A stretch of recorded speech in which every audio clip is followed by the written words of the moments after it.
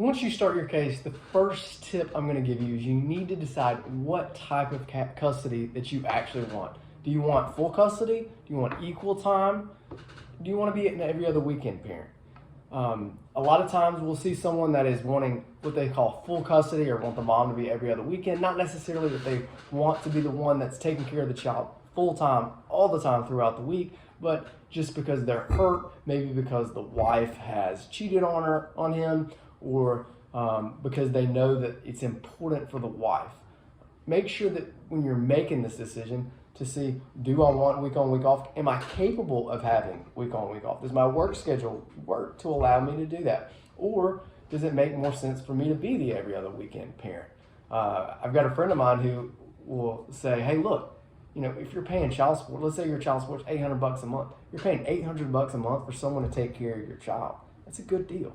Not that I'm trying to convince you to do that. I'm just wanting you to think through what exactly you actually want. Number 2 tip is don't assume that money will make it easy. Just because you have more money to spend or you're the breadwinner and she is struggling, that doesn't necessarily mean that you're going to win the case. Understand that sort of the whole purpose of child support is to fix those issues, is to make sure that if the mom is not making quite as much money as you are, that your money is going into her household so that the child has relatively equal places to live. The court doesn't want to set up a parent here that is rich and the other parent's poor to where it makes it easier for a child to want to go to the richer parent. That's one of the things that child support fixes. Next is make sure that you get you a lawyer. Don't go through this and sign something just to get it over with.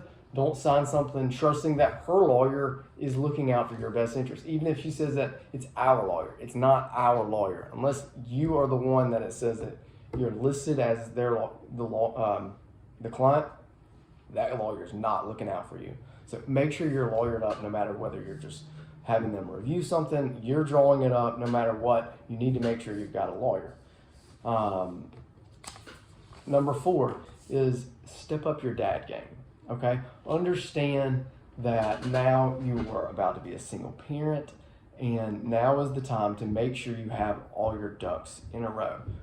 You might want to change your work schedule. If you're working second shift, while that may have worked while you were together with the child's mother, well, now that second shift may not be in the best interest of the child.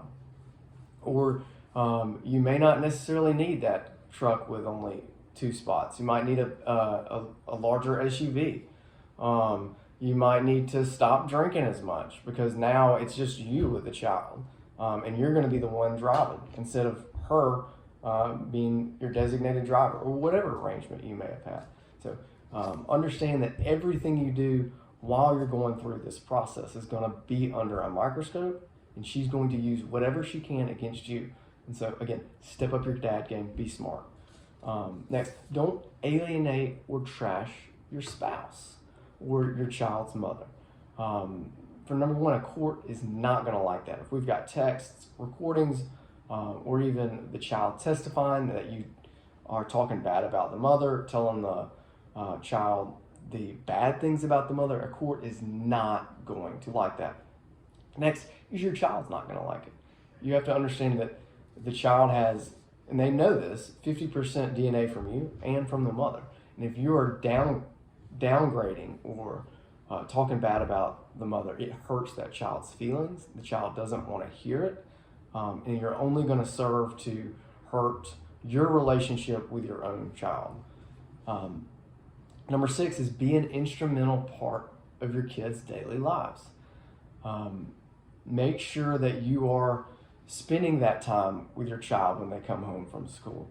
Make sure that you're signing off on those progress reports, that you're spending time reading to your child, that you're spending time going to the doctor's appointments, that you're going to dentist appointments, that you're going to ballet.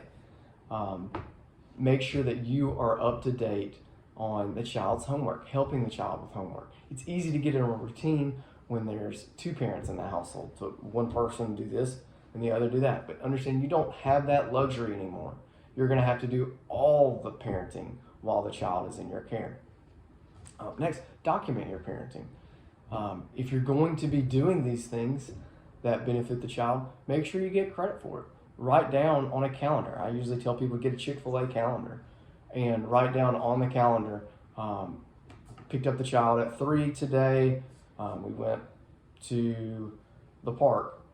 Write something down like that. Make sure you write down every time you go to the child's doctor, every time you take the child to the dentist. Get credit for it. If you're going to do those things or sacrifice time off because the child's sick, write it down. Let the court know that you are actually doing those, taking care of those sacrifices and looking out for your child's best interest. Next, brace yourself for a long court battle. Court is not going to go as quickly as you would like. While it would be nice that we file something and get a court date quickly, a lot of times it may not happen as quickly. Once we file and they're served, they have either 14 or 30 days to answer. If you're not married, then we may have to go through a DNA test. There'll be a court date for the DNA test, and you got to wait for the results. Things are not going to move quickly. And so just be patient. Next, choose credible witnesses.